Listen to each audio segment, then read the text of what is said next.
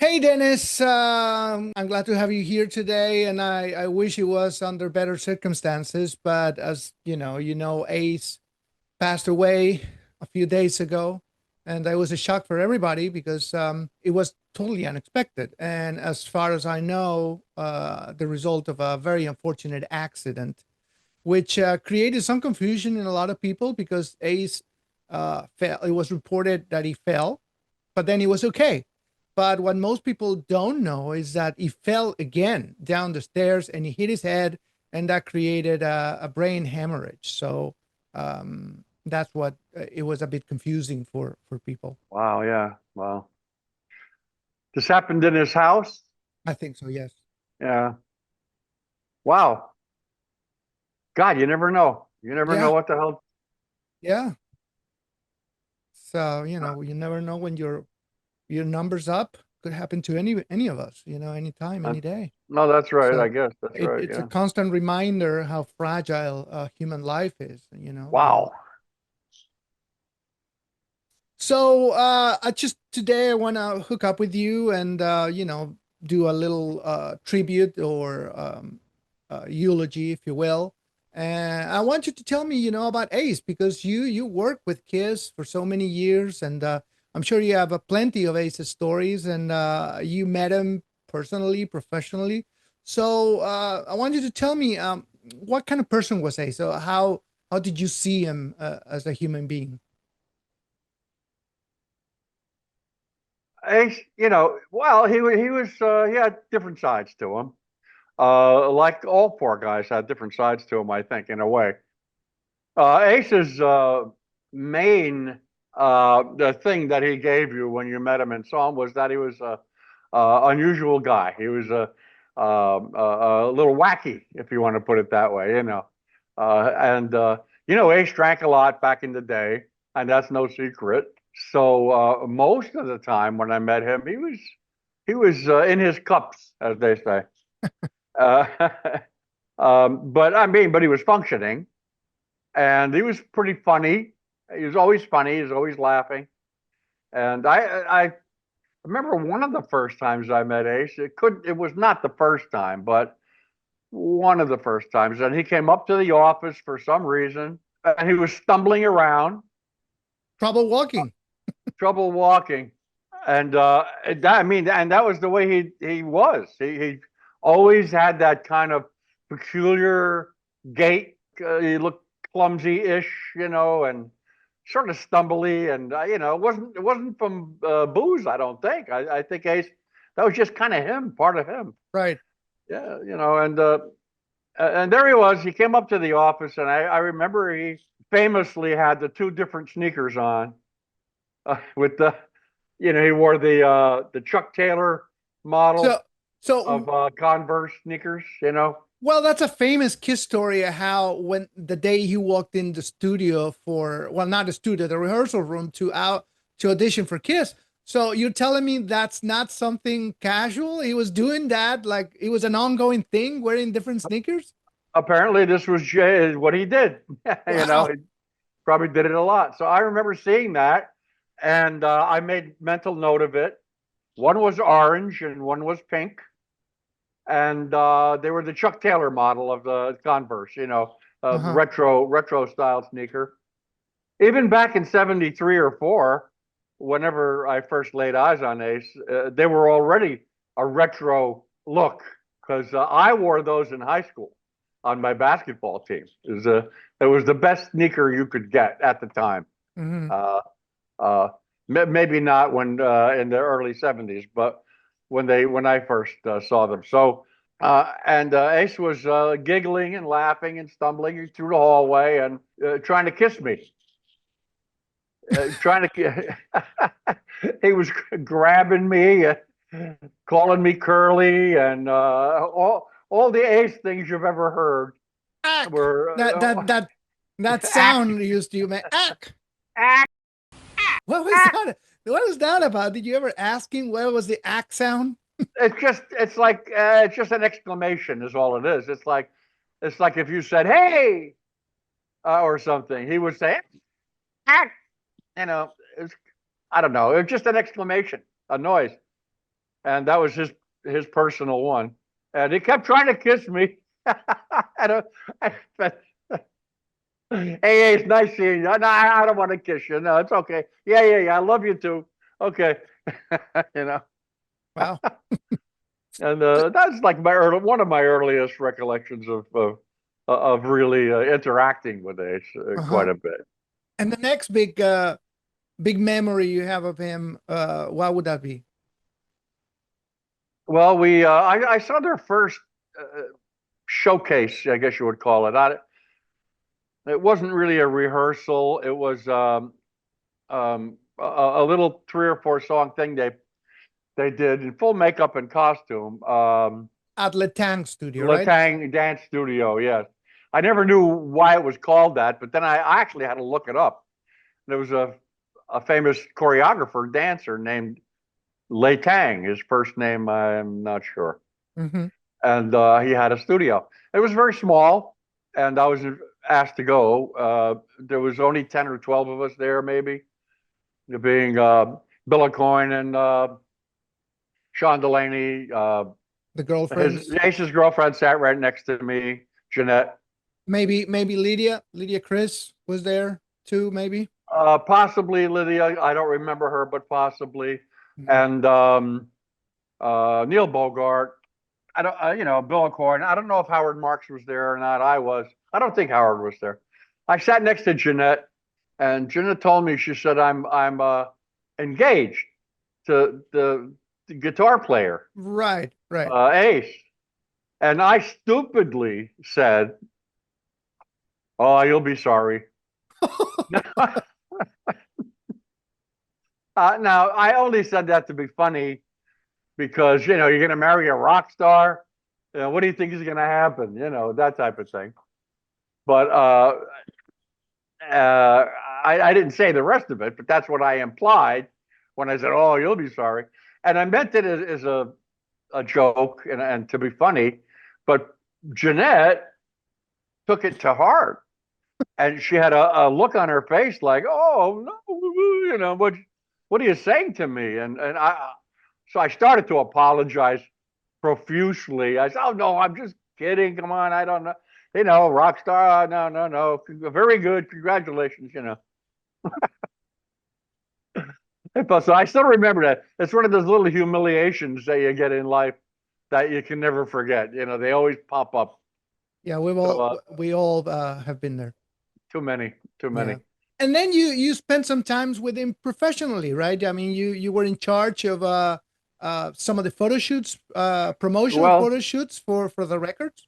yeah, a lot of them. I mean, not all, because a lot of them they did out in the West Coast. I didn't go there, Right. but all the album covers and what have you, whatever other shots we took. But one of the ones we did is like promotional shots. We did these what I call fantasy shots of each guy, put them in their own environment.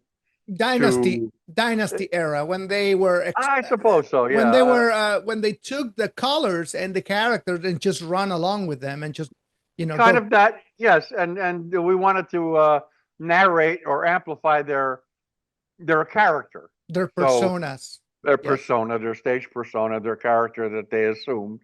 So Ace being the spaceman, our photographer Bernard Vidal found a really cool um, place downtown New York. It was on John Street. I always forget the address, 128 or something. John Street. It was an office building. Hmm. And if you go down to Wall Street at 1, 2, or 3 in the morning, it's a ghost town. There are no. It's all office buildings, Right. so there's nobody there. It's dead, and it's interesting to walk around because there's nobody on the street. Nobody lives there. There's no all night drugstores or delis or anything like that. It's just no stores, nothing. It's office building, office building, office building. So he found an office building that had this entranceway that like a sort of a tunnel entrance. And the tunnel was lined with this blue neon tubes. So it looked very futuristic. And he thought it would be a great set for Ace, the spaceman. I guess I saw some photos of the place before we went down there, and I knew about, or maybe I went down and looked at it. Can't remember. But we got. I wanted to get some props for Ace. I didn't want him to just stand there in the tunnel, so I had somebody make a ray gun thing that looked like a something Buck Rogers or Flash Gordon would have. It was actually it wasn't very good. The guy didn't do a great job on it, but I didn't know that until we got it. But then there are what do you call? Shit, I always forget the name of this thing. You know the thing that artists use for a tool to help them draw the human figure in different poses, and it's a little, usually a little like a It's, mannequin, could bend it in different positions. oh yeah, it's called drawing mannequin. But that's it. That's Yeah, you're yeah, saying yeah. it. It's a little like a little action figure that you can put in Yeah, any crazy you could position bend you. the wrist and the knees, and you could Yeah. put it in almost any position, and you want to draw figures. So I saw some that were life size. Wow. Okay. They were had to be at least 5'6", 5'7", if not almost 6 feet tall. Wow. And they cost a few $100s each at the time. And I said to Bill O'Coin, I said, so why don't we get a couple of these things and we'll spray them silver and maybe we'll make them look like robots or something from the future. Hmm. And he said, oh, and I said, yeah, they cost about $350 a piece or whatever they cost. Or Which with inflation will be maybe a good $1,000. You know. absolutely, absolutely, it was a big expense. And he Bill never said no to me. God bless him. And when I suggested stuff, so I knew I was asking a lot. But he said, yeah, okay. And he went out and he got them. And matter of fact, not only did he get them, but he had them sprayed silver and everything, like I suggested. So Yeah, because they're made of wood, right? yeah, they're like wood. Yeah, wood. So he had them sent down there to the set, and Ace had a trailer like you would have on a movie set, and the movie stars would be in their trailer, and then they would call them out when it was time to start shooting. So Ace was in his trailer, putting his makeup on, I guess. In that trailer, unbeknownst to me, he had one or two girls were in there, Of course. and don't want Ace to be lonely or anything. And so it was we were set up. We were all set up. One of the problems with the shoot was that when you shoot neon with a still camera, you can't use a flash because the neon gets dead. It Right. just it doesn't have the glow, and you have to use a slightly longer exposure than you ordinarily would.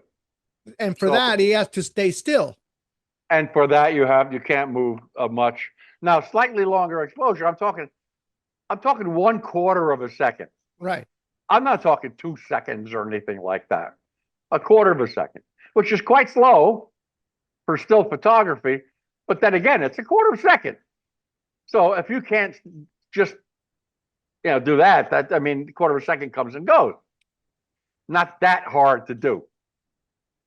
Well, it was hard for Ace to do that day because guess why? And when Ace appeared out of his trailer, Ace, come on, ready to shoot. Door opens, out comes Ace, Full stumbling, in full costume.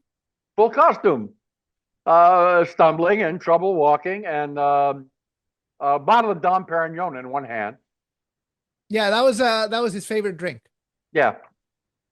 And so, a swig or two, then he gets into his position. And, he starts posing, and we ask him to do things. Look that way, look this, and we gave him a lightsaber like they had on Star Wars, and so he could pose with that. And he was so wobbly, I guess, and so not in control of his faculties.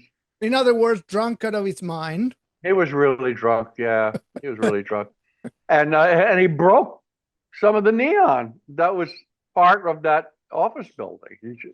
He whacked it with his lightsaber or something, or he bumped into it, or he knocked one of the robots into it. I don't recall, but he broke it.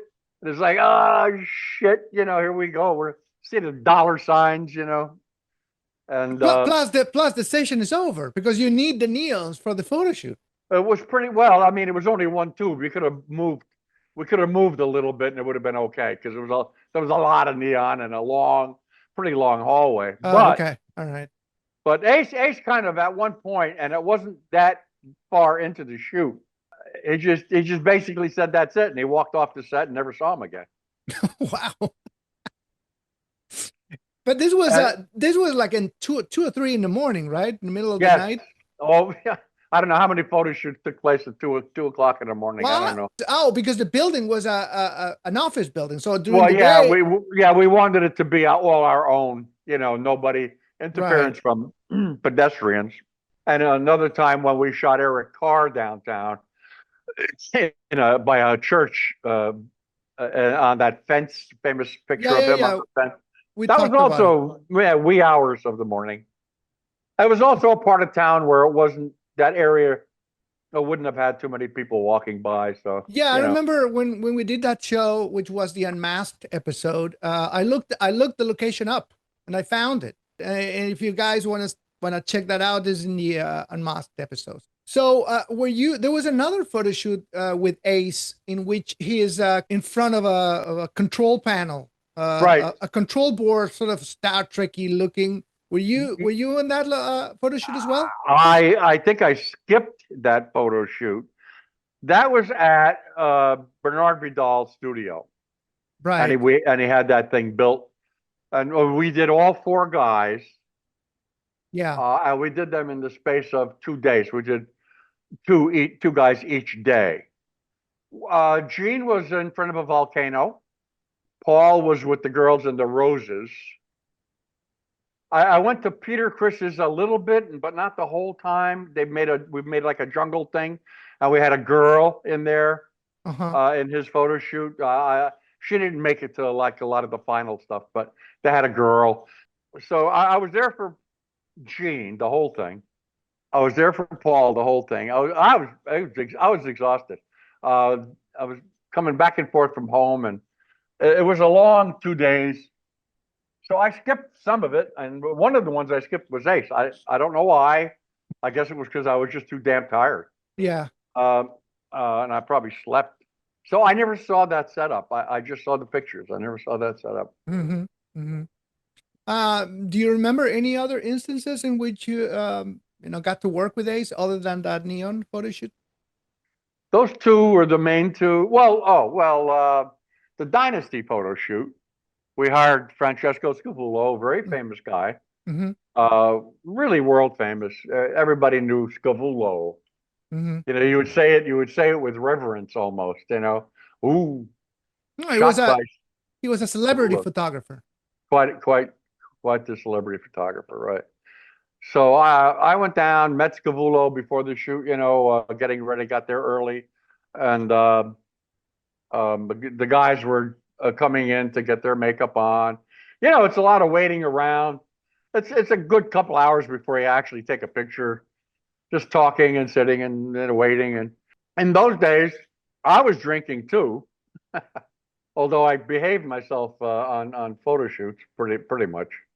And I was also gambling a lot, so I like to bet on the horses. So I had a racing form, the daily racing form, which is like the Bible of horse betting racing. Daily newspaper. You needed that if you were a serious bettor, you looked at the daily racing form. If you were just a guy who liked to bet and you didn't give a shit, you just picked a horse out of the newspaper and you bet it.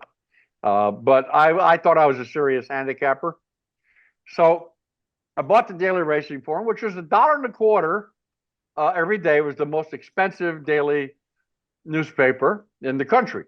All the other newspapers cost 10 cents, 15 cents. The racing form cost $1.25, but it's loaded with information. I mean, like loaded. You know what the racing form costs today? Every day, $15. Wow.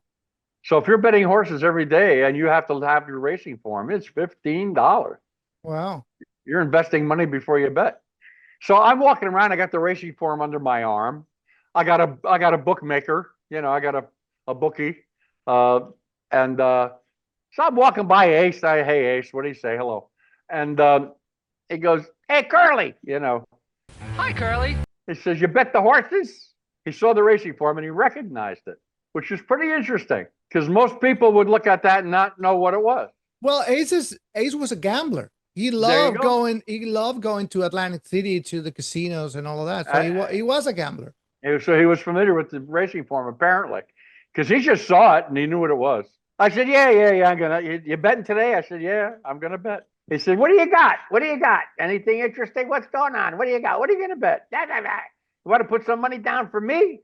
I said, I hate to bet for other people because they lose." I said, I don't know, Ace. You really want to bet? So he asking me, "What are you going to bet? What are you going to bet?" I said, "I'm thinking about betting the daily double." That's you got to pick the winner of the first race. In those days, today it's different. You have to pick the winner of the first race and the winner of the second race, and that's called the daily double. It's hard enough to pick a winner.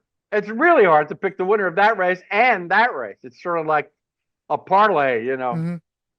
And it's called a daily double, and it pays pretty good. Usually, the odds will go up. I said, "But Ace, the horses I like, and I can't get past them. I can't pick another horse. They just look unbeatable to me. So I'm going to bet it, but it's not going to pay much if it comes in. It won't pay much, but I think it's going to win." It gives me two $100 bills.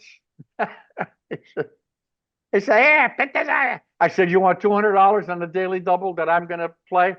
Yeah. So I said, "Here's the name of the horses in case, you have to look it up yourself somewhere." So I go up to a phone booth. I find a phone booth outside. There's also a bar next door, I think. I make my phone call. I call the bookie. $200 on the number 3 horse in the first race at Belmont and the daily double, and give me the number 7 in the second race. Okay. So I go back to Ace and we commiserate. Then I'm calling. I'm calling to get the results because I'm there all day. So the races are being run. So I get the results. We win. The daily double comes in. So I go to the bank because when I see my bookmaker, it's going to be the what we call settle up day. When I pay him or he pays me, is a couple of days away. So I don't want to make Ace wait, and I don't know when I'm going to see him again. So I go to the bank, I take out $600, and I hand it to Ace. So his 200 turned into 600. It only paid $6 the daily double. It was a terrible payoff, terrible for picking a daily double. But I told him both horses are so much a favorite. The odds are very low on each horse. It's not going to pay much, but it'll be better than nothing. So it's $600. So I hand him $600. And that was it. I mean, no real big yay or anything like that. It's just, yeah, I guess that would be a typical gambler. You just go, okay, thank you. So when was the last time you saw Ace in person? Do you That's recall? hard. Unless he showed up at the office for some reason that I don't recall. It might have been the Creatures of the Night shoot. Really? You Yeah, no, never you never walked into him in a convention or anything like that? no. Well, he never came to any convention that I was at, Hmm. unless he went to some official convention that I never went to. Mind you, when for the Creatures of the Night photo shoot, he was already out of the band. They Yeah, asked I him, know. Yeah, they begged him to be in the cover. yeah, yeah. That's the story I know. And he was there, and that was that. And so he was there. Diana Ross was there. It was kind of a interesting day. So I had some interaction with him that day. We talked, just casual. Hmm. But I'm trying to think because I knew he was out of the band at that point. That's why I'm saying that might have been the last time I saw him. Hmm. I don't know Yeah. unless he came up to the office for what reason. Mm. I don't know, just to say hello, but I don't remember. Wow. And Well, that was, that's what year was that? that was 1982. 82.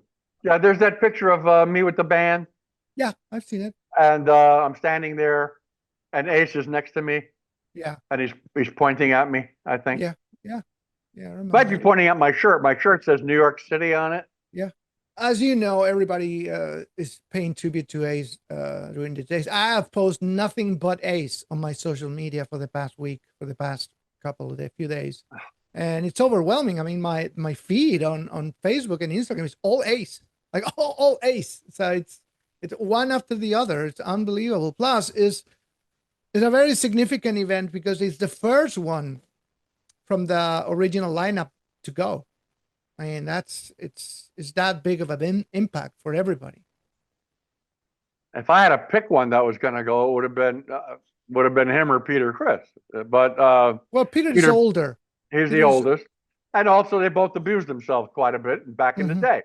But Ace was sober for years, right? Yeah, no, he's been sober for almost 20 years.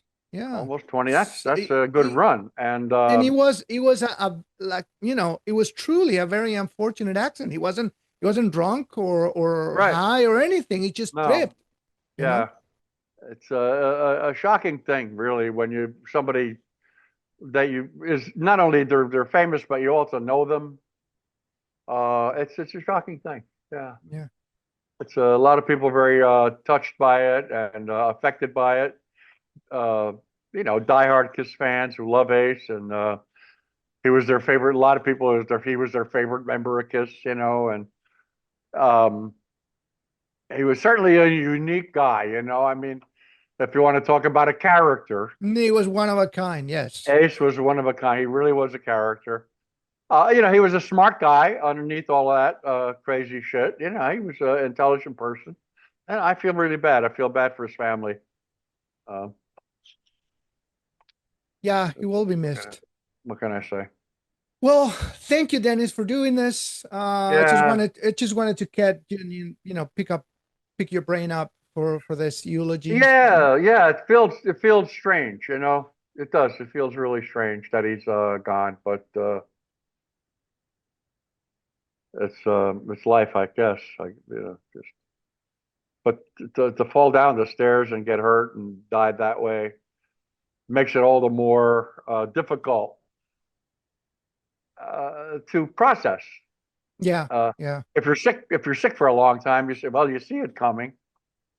You have a chance to get it straight in your brain. But Hmm.